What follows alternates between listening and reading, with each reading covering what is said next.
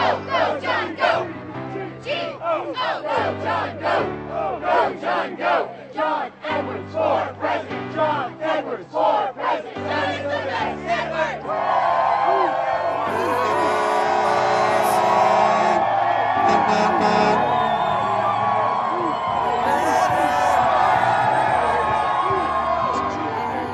Hallowed place in this sanctuary where so many have stood together for causes of righteousness and justice. In this church, the faithful and the firebrand have stood together, and they've joined in the noblest pursuits in American history, the fight and struggle for equality and peace. And the Reverend Dr. Martin Luther King Jr.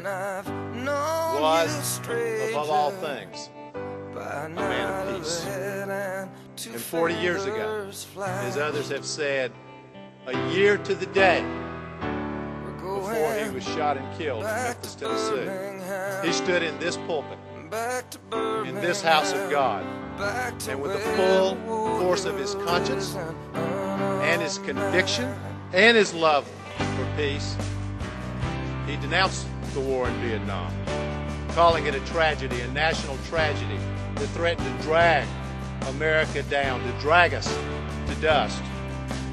As he put it then, there comes a time, not just for Dr. King, but for all of us, when silence is betrayal. Not just betrayal of your own personal convictions, not just betrayal of your country, but a betrayal of all of our joint responsibility to each other, to our brothers and sisters, not just in America, but all across the globe. And actually the thing that I remember most about that sermon, given a year before he died, is that he did not direct his demands to the government of the United States of America, which was about to escalate the war in Vietnam. Instead, he spoke to the American people, calling on us to break our silence, calling on us to accept our own responsibility, and to help lead what he spoke of as a revolution of values. A revolution starting place, doing it ourselves from the ground up and taking action now, not in the future. We're not waiting for election day. These kids are here working together. We're going to ask them.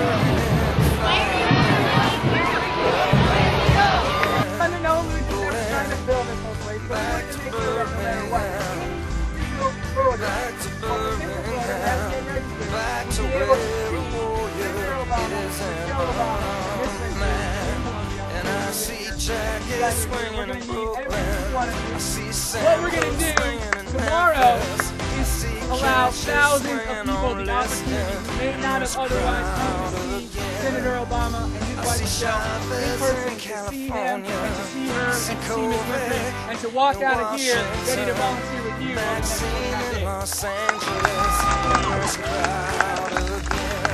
single most important thing tomorrow is that everybody has fun, and that we know and we can call it. So we don't want anybody to come in the door that we don't have to their information, so that we can send them a thank you follow-up, so that we can ask them what they thought, so that if they're with us and they check the box that they're voting for Senator Obama, you can help send them out on election day or turn them into an Obama team leader or a volunteer in your neighborhood. This is about building our organization and turning South Carolina into Barack Obama country 49 days from now, so that we can come back here and have a celebration party. We don't know what the future holds. So we have to respond to the pressures and fortunes of history when the moment strikes in South Carolina. That moment is now. Is he the one? South Carolina, I do believe he's the one to bring us the audacity of hope. Barack Obama!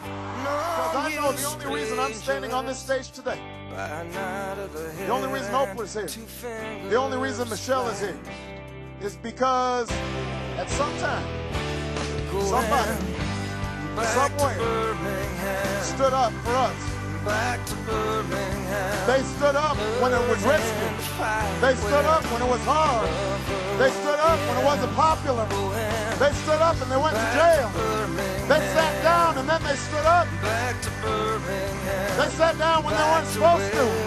The fire hoses came out. The dogs came out.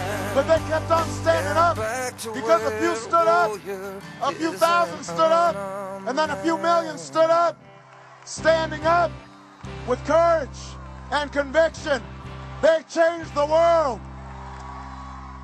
Despite what the cynic said, I have always known that we could do this because of you, because of the American people, because when you decide something's going to happen, it happens.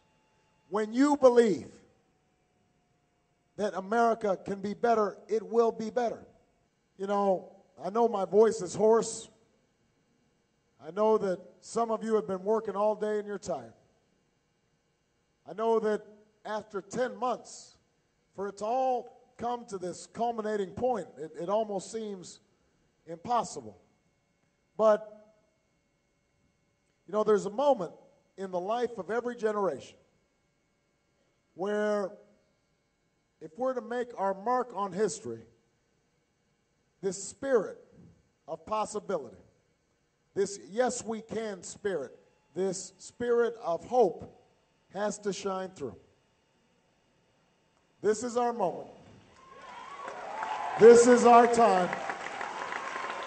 And Iowa, if you will stand with me for one more day, if you will caucus with me, if you will reach out for me, if you will imagine with me, if you'll go out in the cold with me, if you'll turn out for me, if you believe that we can give our children the same chances somebody gave us, if you believe that the dream has to be kept alive for those who still hunger for justice and still thirst for opportunity, if you are not willing to settle for what the cynics tell you, you have to accept. If you listen to what's in your own gut, that voice inside each of us that says there's something better out there. There's something to reach for. America can be great. If you listen to that voice, then I promise you, Iowa, we won't just win this caucus. We will win this primary, and we will win this general election, and we will remake America, and we will transform the world. Stand with me, Iowa. Let's get to work remaking the world. Let's stand for change. Let's create a better America. Thank you, everybody. I love you.